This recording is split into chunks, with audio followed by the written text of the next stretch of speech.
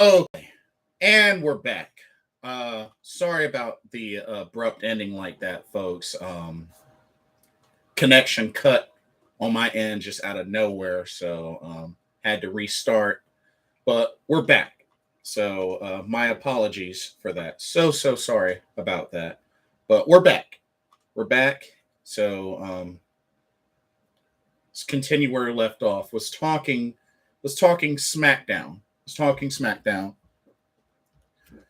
What I was saying before is lately it's been kind of a trend that there's been more talking than matches on SmackDown.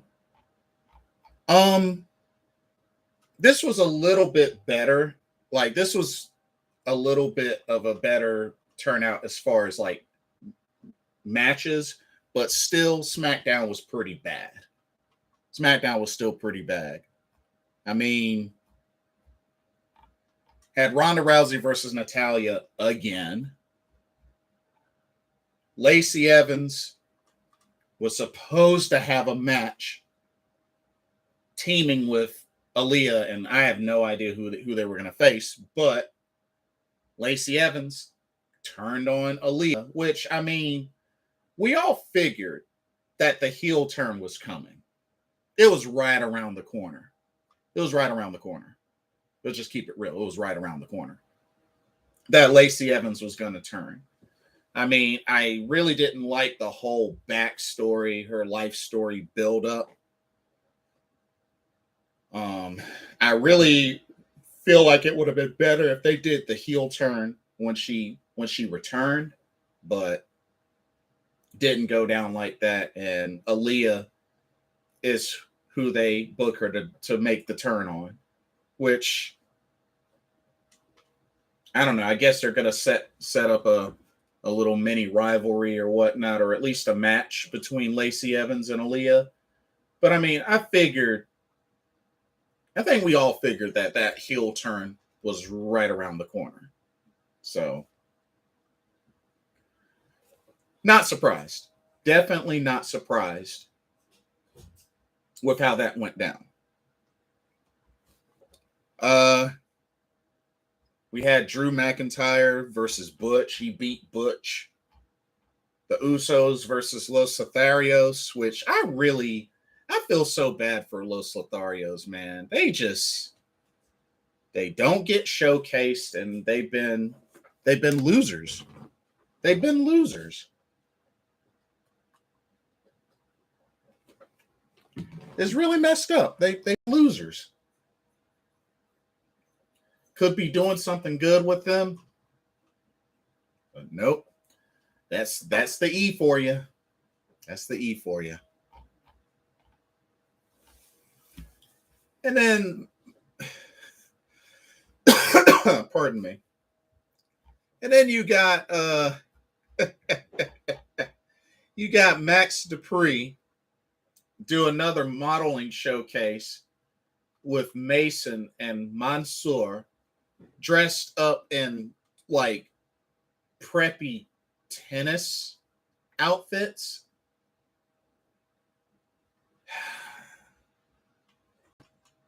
Dude, this whole Max Dupree maximum male models angle is so stupid. I mean, so are we just not gonna get LA Knight or Max Dupree? Are we not gonna get him in the ring? Is he just not gonna wrestle now? He's just gonna be this talent scouting agent? It's so dumb. They are wasting that man's talent. I mean, I know he's great on the mic, but he's good in the ring as well, and they are wasting his overall talent.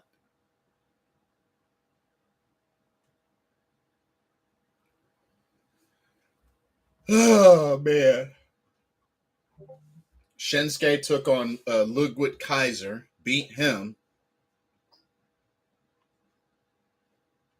and then afterwards, Gunta beat down Kaiser, chopped him to death. Just like, dang. Well, I guess that's what happens when you lose, when you're under the tutelage of Gunther, the ring general, who's also the current Intercontinental Champion as well.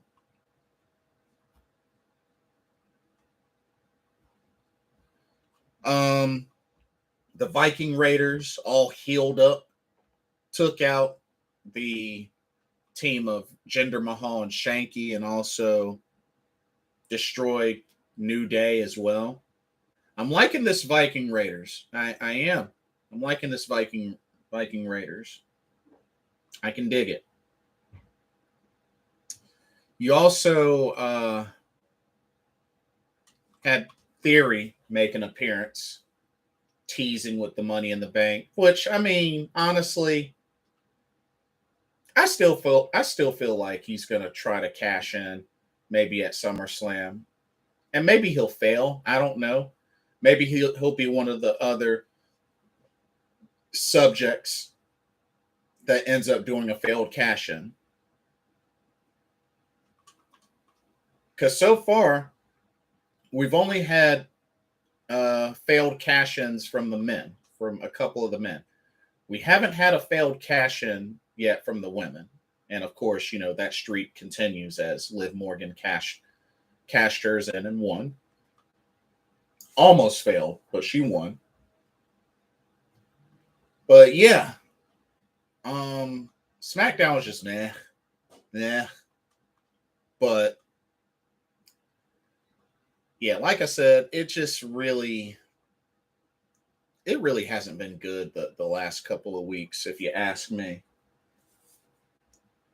But it is what it is. But I'm not really excited about SummerSlam. And it's in a few weeks, July 30th, which I believe is the same day as when the 5-star Grand Prix begins for Stardom. So, but like I said, 3 of the matches are rematches. I mean, the tag titles, the U.S. title, and the Undisputed Universal title, all rematches. So we'll have to see how they build out the rest of the card. But right now, 5 matches are on the card so far. Just 5, which I'm sure there will be more. But this is SummerSlam. This is supposed to be one of the big 4. So we'll see what happens. Money in the Bank was So we'll see what happens with this. But right now, I can't say that I'm excited about SummerSlam. I'm not. I'm really not.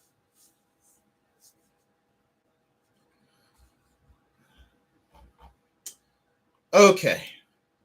Let's get into Vince McMahon. Oh, Vince McMahon. And it's so bad that this report has even made its way onto ESPN. So Vince McMahon allegedly paid a total of $12 million to 4 women in hush money in regards to sexual misconduct. Whew, man. Let's check this out. So the Mark Ramadoni, ESPN staff writer, posted this. Let's look at this. It says, and I quote, Vince McMahon, World Wrestling Entertainment's longtime leader, allegedly paid out millions in hush money to a former female wrestler with whom he had a coercive sexual relationship and who was allegedly not brought back to WWE after spurning further sexual advances from the executive, according to the report published by the Wall Street Journal. Mr. McMahon allegedly paid out $7.5 million to the former wrestler who claimed that McMahon coerced her into giving him oral sex, demoted her, and then decided not to renew her contract in 2005 after she resisted further sexual encounters with him. The wrestler and her lawyer reportedly negotiated a non-disclosure agreement with McMahon in 2018. Now that even makes me wonder who they're talking about, because they haven't posted a name of who they're talking about, but whoever it is was pretty much let go in 2005, or she didn't renew her contract. So she left in 2005. Whoever this is left in 2005. Yeah, I'm not sure who it could have been. I have no idea who it could have been. But she left in 2005. The Journal report details a total of $12 million allegedly paid out to 4 women over the last 16 years to quiet allegations of the 76-year-old McMahon's sexual misconduct. Whew, man. Oh, it gets deeper. Says last month, the Wall Street Journal reported that the WWE board was investigating a secret $3 million payout for McMahon to a former employee, a paralegal, over an alleged affair. In the aftermath of that news, WWE announced McMahon would be stepping away from his duties as chairman and CEO, which I did mention the last time did a discussion about McMahon. Got replaced by his daughter, Stephanie, who's currently now interim CEO and chairwoman, though he would maintain his role as head of creative sources. Told ESPN that at the time this was largely an optics play, and McMahon was still running the company alongside WWE president Nick Khan. Okay. It also says in the new report Friday, the Journal cited documents and those familiar with the deals that McMahon paid the former wrestler $7.5 million for her silence. In addition, McMahon allegedly sent unsolicited naked photos of himself to a WWE contractor and sexually harassed her on the job, leading to about a $1 million non-disclosure settlement in 2008. And then in an 06 agreement, a former WWE manager was paid $1 million to stay silent about McMahon initiating a sexual relationship with her. You know what's really crazy about this? Like, I know this may seem shocking to many, but when you really think about it, there were so many on-camera angles of these types of things involving Mr. McMahon. I mean, shoot, Tori Wilson, Candice Michelle, I mean, shoot, Stacy Keibler, Trish Stratus. I mean, you can't really be surprised. I mean, him doing these sort of segments on camera with him making advances or making out or making, you know what I mean? With the ladies that I just named. It's like, you can't really be too surprised that, this stuff is surfacing. Not to mention, there's no telling how many times he's cheated on his wife, Linda McMahon. Shoot. Let's continue.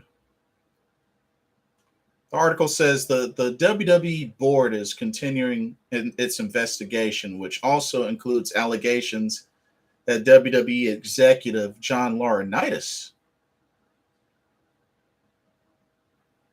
Mr. People Power, had a sexual relationship with the same former paralegal involved with the allegedly $3 million payment per the Journal, Laurinaitis is also being investigated for an allegedly $1.5 million non-disclosure agreement with an employee claiming sexual misconduct in 2012. Laurinaitis is reportedly currently on administrative leave. No more people power for you. Let's continue. Says a WWE spokesperson did not immediately return a request for comment from ESPN. A company spokesperson told the Wall Street Journal that WWE is cooperating with the board's investigation, that McMahon's relationship with the paralegal was consensual, and the company is taking the allegations seriously. The WWE board has retained the law firm Simpson, Thatcher, and Bartlett LLP to conduct the investigation, which was launched following anonymous emails being sent to the directors earlier this year.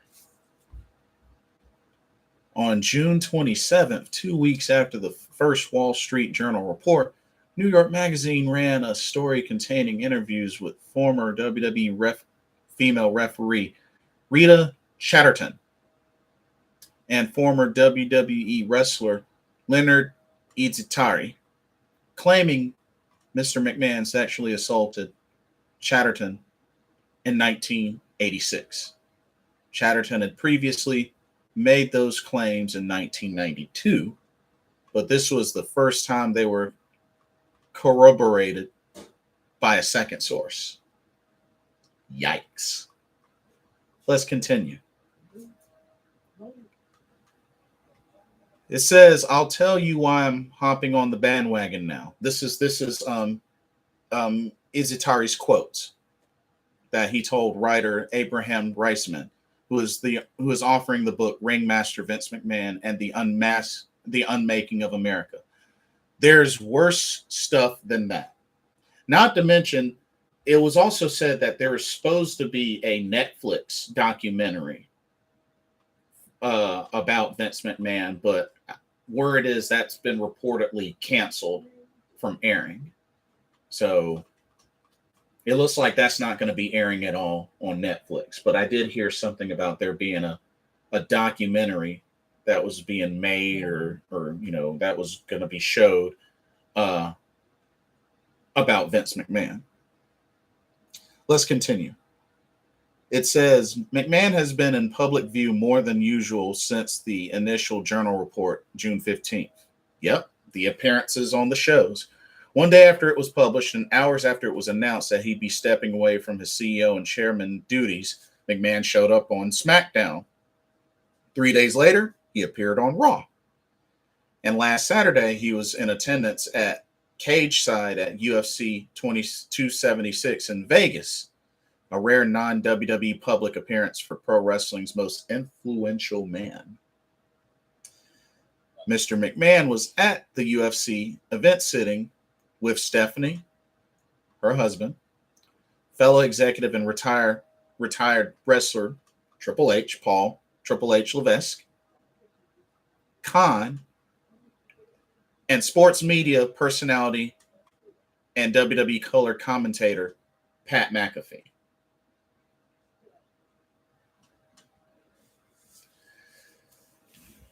And that's the end of the article. Like I said, this article was on ESPN, written by staff writer Mark Raimondi. Whoo, man. $12 million in hush money, y'all. And you know what the sad thing is about this? All this money, hush money, for these allegations, this misconduct, sexual misconduct. Yeah, he paid a lot less for WCW. That says something, y'all. That says something. And I know a lot of people want to say Vince is not going to go down without a fight. He's not going to go down quiet. That may be true. But with things like this coming out and reports like honestly, I think he deep down knows he's done. It's only a matter of time. It's only a matter of time. Because like I said, he's been known for a lot of stuff. And like I said, I'm pretty sure he's cheated on Linda McMahon tons of times. And word was that their mansion or home, or I don't know if it was a condo, a mansion, or whatnot, is up for sale. So I mean,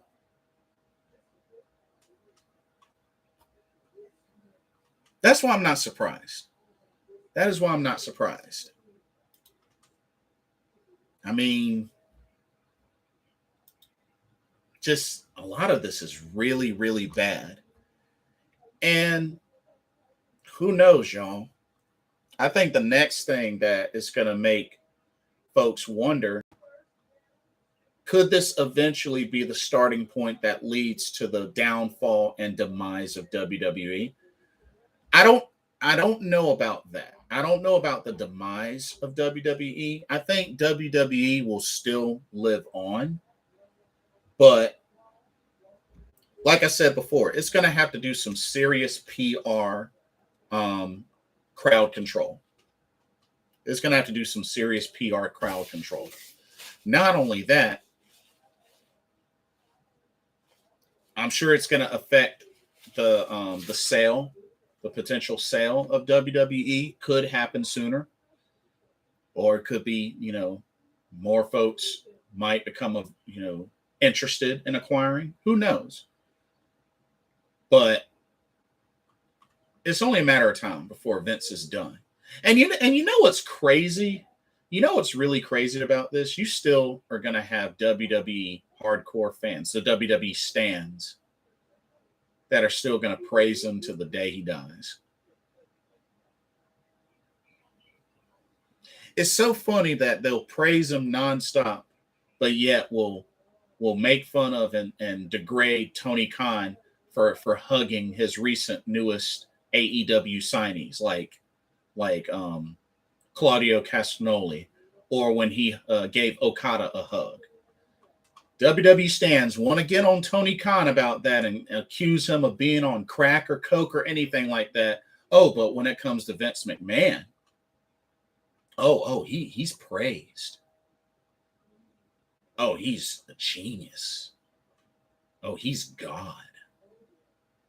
But yet they want to make fun of Tony Khan. I don't get that at all. I really don't get that at all.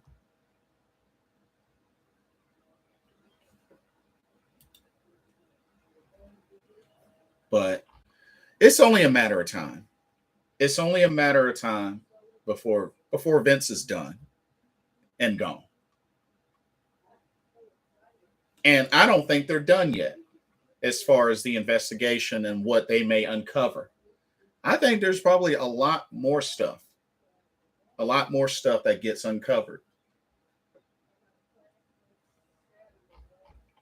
I mean, yeah, four women involved, $12 million is bad, but I would not be surprised if there was more people involved. I mean, not only that, I'm sure it's also going to affect, some's desires to want to come to WWE. You know what I mean? But we'll see. We'll see what happens with Stephanie, interim CEO now. And somebody made a good point in one of the discords that I'm in. Somebody made a good point. How much of this does Stephanie know? I mean, after all, it is his daughter.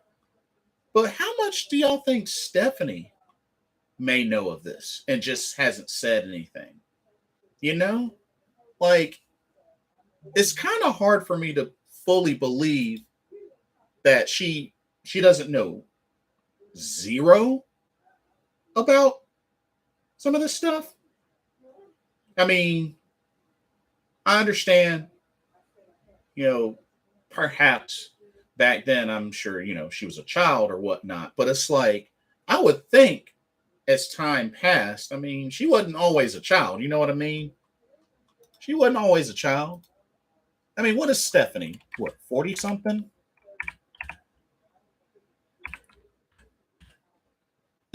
Isn't she 45? She's 45. So I mean, she ain't no young girl anymore. I'm sure she's I just have this feeling she probably knows some stuff. She probably knows some stuff.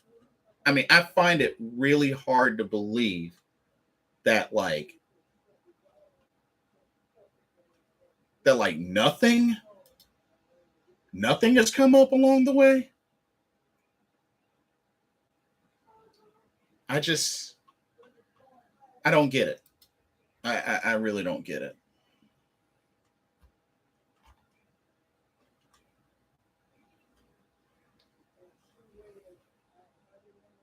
But we'll see what happens. I just really feel like it's only a matter of time. It's only a matter of time before McMahon's done. It's only a matter of time. But Vince McMahon just seems like a really, really dirty individual.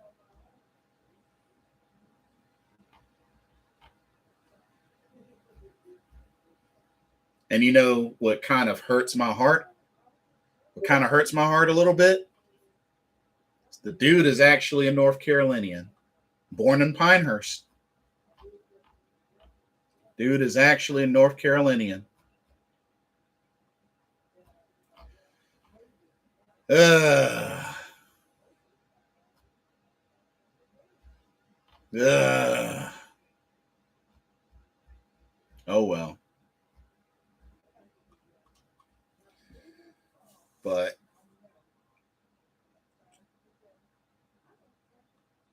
oh yeah, I almost forgot to mention another upcoming NXT 2.0 debut slash repackaging. So it looks like A Kid is coming back to NXT 2.0 repackaged as Axion. I'm scared.